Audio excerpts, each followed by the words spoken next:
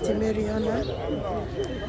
Tukio hapa lilipotokea ni kwa kaka yangu, ila wakati tukio linatokea mimi sikuwepo, nilikuwa kazini Nyanguge. Nimepigiwa simu saa 10 sema tukio lilisababishwa na shoti ya umeme usiku, na waliofariki ni watu 3 na mmoja yuko hospitali ya Bugando ambaye ndiye baba wa familia. Kwa hiyo aliyefariki ni mke wake ambaye ni wifi yangu, pia amefariki dada yake ambaye ni dada yangu pia, na pia amefariki mjukuu.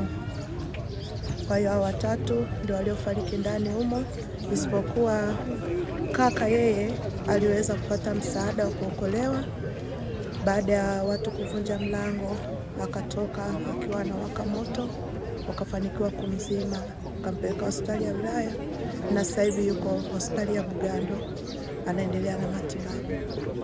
Inasemekana moto umeanza saa 6 usiku, lakini wamekuja kuona ilikuwa ni mida ya saa 7 usiku ndio wakaanza jitihada za uokozi mpaka hapo gari lilipofika.